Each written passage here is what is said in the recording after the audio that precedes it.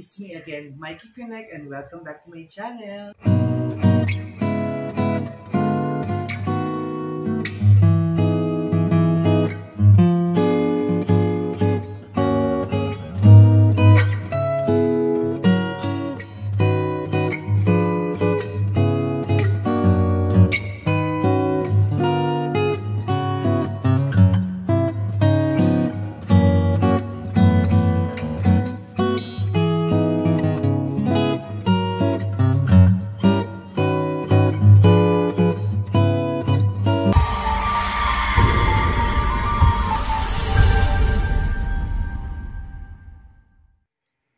For today's video, ayan, so gagawa po tayo ng refrigerated cake or yung tinatawag natin na Graham cake. Ayan. So sabi nga nila, di ba, kapag low budget tayo and alam mo na, gustuhin man natin na magkaroon ng cake na masarap at maganda ang presentation, yung itsura, mahal. Red ribbon, mga conteas, ganyan, or Goldilocks, yan. Siyempre, alam naman natin na pricey yung mga yun. Since gusto natin magkaroon ng cake, meron akong ituturo sa inyo na budget cake, pero masarap. At pwede siyang lagyan ng design. Ayan, so yun yung sinasabi kong Graham refrigerated cake. Okay? So, ang una ko munang ipapakita sa inyo yung mga ingredients natin. Okay? So, unang-una, syempre, ang pinaka-main ingredients natin is Graham. Ayan. Graham crackers. Actually, tatlo yun nandito, pero baka dalawa lang yung magamit ko. And then next, we have the peach halves. Hindi ko ano yung pronunciation. And then, meron tayong Nestle cream. And then, meron tayong condensed milk. Ayan. So, hindi ito sponsored lahat mga kakonek. Pero yan yung pinaka-basic natin na gagamitin. And then, sa mga materials naman natin, syempre, kailangan natin ng isang parang food container na kung saan dito natin i-layer yung mga Graham. And then, kailangan natin ng ito yung stirrer ko. Yung matagal ko nang ginagamit na stirrer. Ayan. Mano-mano siya pero umiikot siya. Hindi katulad nung yung talagang super mano-mano. Ito naman, mano-mano pero at least kahit paano, iikot siya ng pusa. And then meron tayong maliit dito na kutsilyo para pang hiwa ng ating peach. Tapos kutsara, panggamit lang natin ng panghalo-halo. And then pangbukas can opener. And then, meron tayo ditong tatlong dito ko siguro isasalin yung peach. And then, dito natin isasalin yung Nestle cream and Graham. Dito ko siya hahaluin. And then, yung pambukas. So, mga kakonek, simulan na po natin dito sa peach. Buksan na natin siya. Ito nga palang peach natin is comes with a heavy syrup. So, malapot yung kanyang yung kanyang sabaw. Ayan, sarap.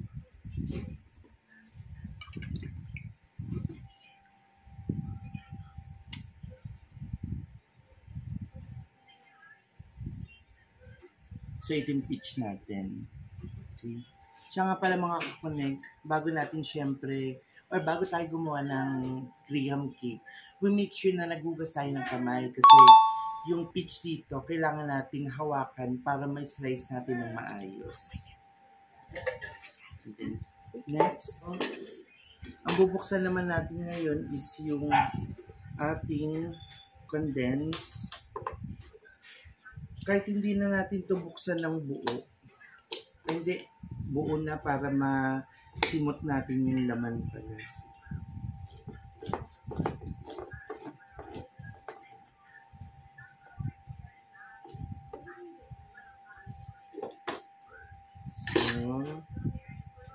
Buksan na natin yung isa.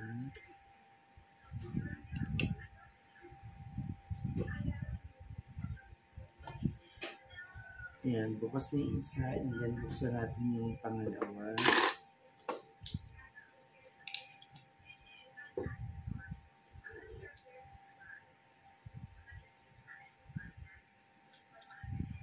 Diba?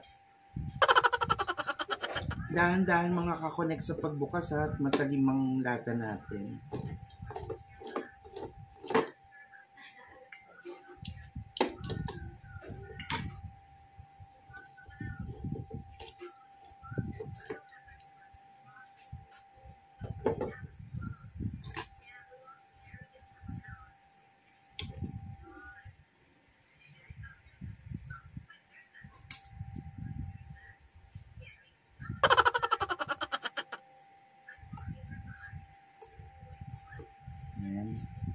And then next, lupitin na natin itong Nestle Clean.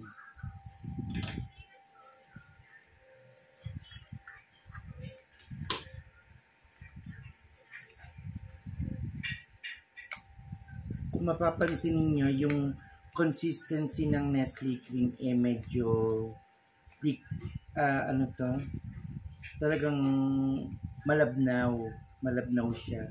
Kasi ang kailangan nating consistency is medyo thick at matigas. Yan. Ngayon, buksan na natin yung second na Nestle Clean. Habang sumasabay yung mga aso sa pagkape. Charot! Kasi Christmas naman daw kaya nagkakahuda na sila. Sana hindi umapaw.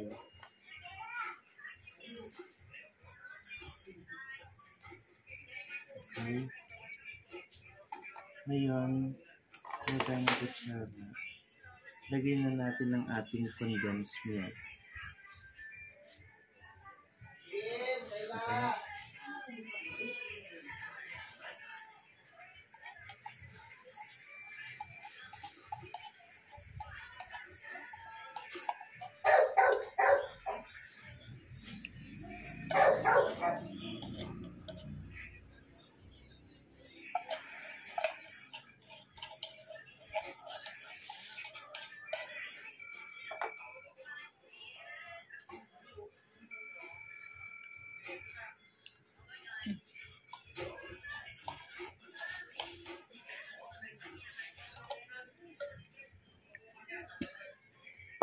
Simutin na lang ito mamaya na mainit ako. Okay. So, ngayon na isali na natin ang ratio natin is 2 Nestle cream with 2 kondensada. So, ito ang aking stirrer.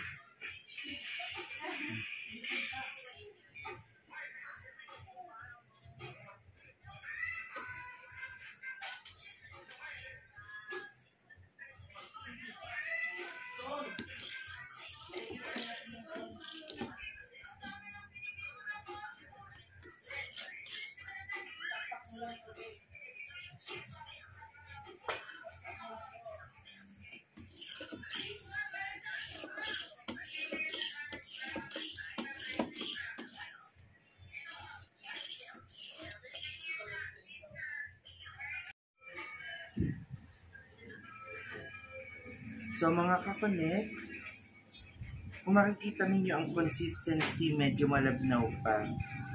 Ang kailangan kasi natin medyo mas makapal siya o mas thick siya. Kaya ang gagawin natin is lalagay muna natin siya sa freezer. Freezer muna. Para mas mabilis siyang tumigas.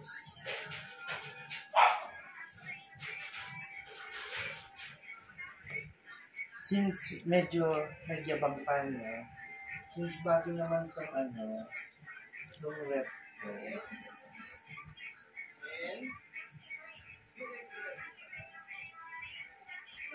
since bago naman yung ref ko mga kakonek, mabilis pa siyang maglamig or lumamig. So, ang next na natin is itong ating peach. Yung ating peach para mas madali natin makuha since hindi naman natin kailangan nung ano yan, yung liquid. Actually, masarap tong liquid. Pwede mo din papakin, pwede mo pang timpla. Balik lang natin.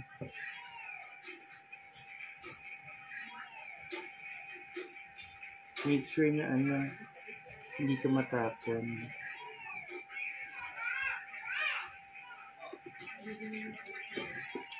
Okay. So again, malinis sa mga kamay ko, mga kakonet. Ang gagawin natin dito is every layer, para tayo gumagawa ng lasagna. Hindi. So, graham, and then peach, and then Nestle cream with condensed. And then graham, peach, Nestle cream, graham, hanggang maubos natin lahat ng ingredients. Tapos sa taas, sabi ko nga kanina, since low budget tayo, naisipan kong lagyan ng design yung ibabaw since birthday ng pamangkin ko na si Igle. Gagawa tayo ng mga letters na nakalagay is Happy Birthday Igle. Yung birthday, medyo paiitin ko na lang B-Day na lang ang lalagay ko para naman meron na tayong cake para kay Igle, di ba? Okay. So, papakita ko lang muna sa inyo yung ibang hihiwain ko. Sa paghihiwa natin ito, papaimpisin lang natin as much as possible. Yung gitna. Hanggat kaya niyong mapanipis ng hanggang sa pinakamanipis para marami kayong mailagay. Ayan, siguro yung ganyan. Okay na to. Ayan.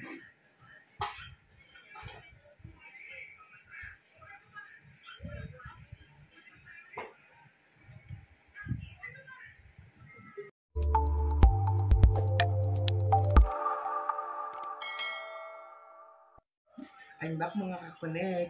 So, yung kanina, nakita niyo naman na nilagay ko yung mixture sa freezer para medyo tumigas ng konti, pero actually hindi tumigas. Pero at least kahit papano, hindi na siya masyadong malabnaw. Na-mix naman natin na siya eh. And then, yung ating pear nga pala, ay nagayat-gayat ko na rin. Ito siya. Nagayat-gayat ko na rin ng maliliit. So, yan yung di-distribute natin. So, simulan na natin mag-layering at buuin ang ating graham cake. Simulan natin.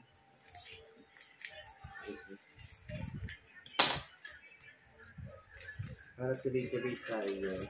Dalawa muna ang buksan natin.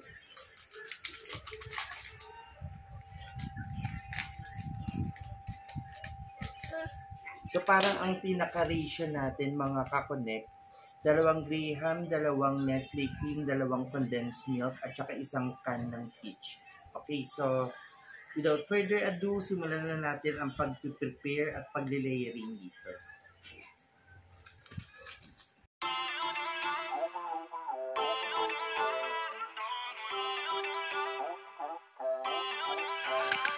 Feel uninvited.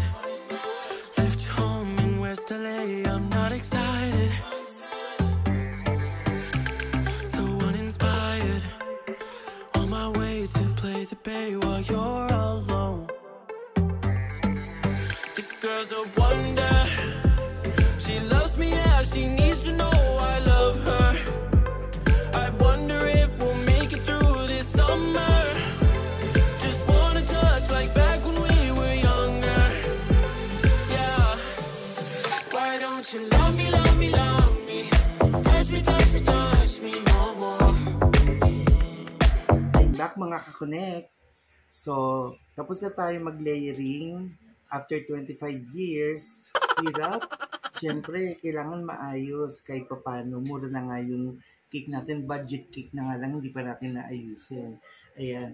And, meron akong pasabog dun sa pinaka-top layer. Di ba sabi ko nga sa inyo, iririgalo ko ito sa pamangkin ko. So, ito ang finished product ng aking refrigerated graham cake.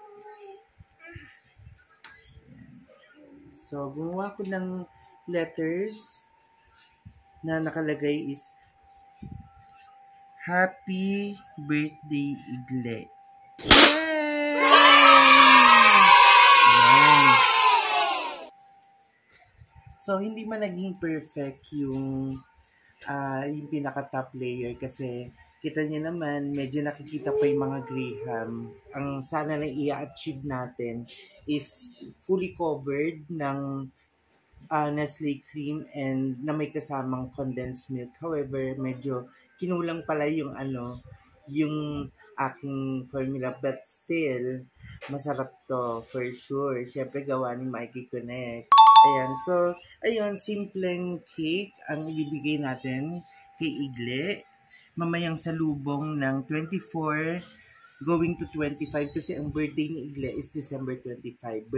Ka-birthday niya si Papa Jesus. Ayan. So, sana magustuhan ito ni Igle. So, dyan ko na tinatapos ang video na ito. At sana may natutunan kayo kung paano gumawa ng refrigerated cake. So, kaya siya sinabing refrigerated, lalagyan natin siya sa freezer para mag-sink, para mag-absorb ng Nestle cream and gatas yung graham, which is mas magiging masarap kapag lumamig na siya. Ayan.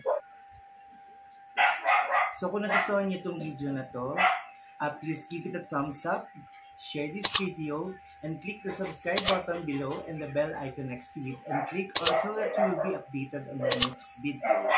So, again, happy birthday, Igle, and isang tulog na lang o isang idlip lang, Christmas na mamaya sa mga sasalubong. Again, Merry Christmas sa inyo lahat, and I love you mga kapinek. Bye-bye!